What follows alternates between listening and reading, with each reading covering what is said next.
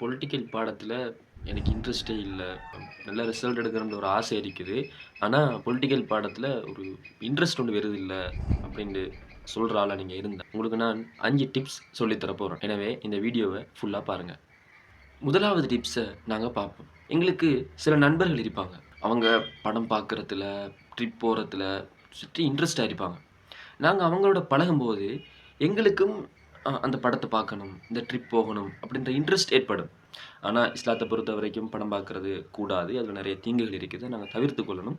ஆனா, அப்படிப்பட்ட நண்பர்களோட நாங்க பழகுறதால, நாங்களும் படம் பார்க்குற ஒரு மனிதராக மாறுகிறோம். இதேபோல அரசியல் பாடத்தில உங்களுக்கு இன்ட்ரெஸ்ட் வரணும் அப்படின்னா, உங்களோட சூழல இதற்கு ஏற்றது போல் அமைக்க வேண்டும்.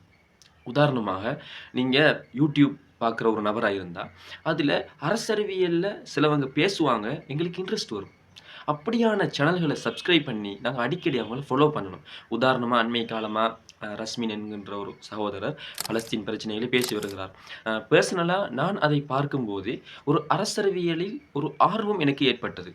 இதேபோல நிறைய சேனல்கள் காணப்படுகிறது. Facebookல் இருக்கிறது, WhatsAppல் குழுமங்கள் இருக்கிறது. எனவே இதில் நாங்கள் ஜாயின் ஆகி, அதில் நாங்கள் கலந்து கொள்வதன் மூலம், அடிக்கடி பார்வையிடுவதன் மூலம் இந்த இன்ட்ரெஸ்ட்டை ஏற்படுத்தலாம். அதேபோல நண்பர்கள். எங்களை சுற்றி நிறைய நண்பர்கள் இருந்தாலும், சிலர் அரசியலில் ஆர்வம் உள்ளவர்களாக இருப்பார்கள். எப்பொழுது பார்த்தாலும் அரசியல் நிகழ்வுகள், தேர்தல் பிரச்சாரங்கள், தேர்தல் முடிவுகள் இதைப் பற்றி பேசிக் கொண்டிருப்பார்கள். இவர்களோடு நாங்கள் சேர வேண்டும். இவர்களோடு பழகும்போது, அவர்கள் ஆச்சரியமான பல விடயங்களை கூறுவார்கள். எங்களை அறியாமலேயே அரசியலில் எங்களுக்கும் ஒரு ஆர்வம் வரும். அரசியலில் படிக்க வேண்டும் என்ற ஒரு எண்ணம் வரும். எனவே முதலாவது டிப்ஸாக இருப்பது, உங்களுக்கு அரசறிவியலில் இன்ட்ரெஸ்ட் ஏற்படுத்தக்கூடிய ஒரு சூழலை நீங்கள் உருவாக்க வேண்டும்.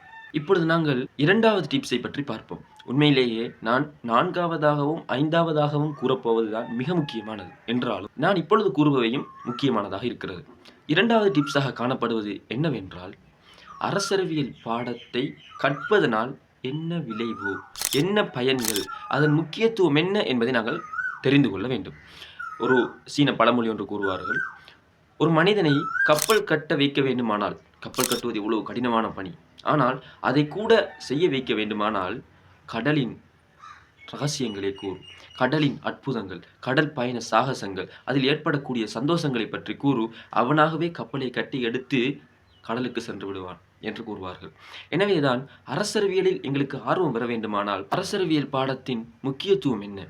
அதை நாங்கள் படிப்பதன் மூலம் இந்த உலகில் கிடைக்கும் வேலை வாய்ப்புகள், பிரயோசனங்கள் என்ன? மறுமையில் அதை வைத்து எவ்வாறான அந்தஸ்தை நாங்கள் அடைந்து கொள்ள முடியும்?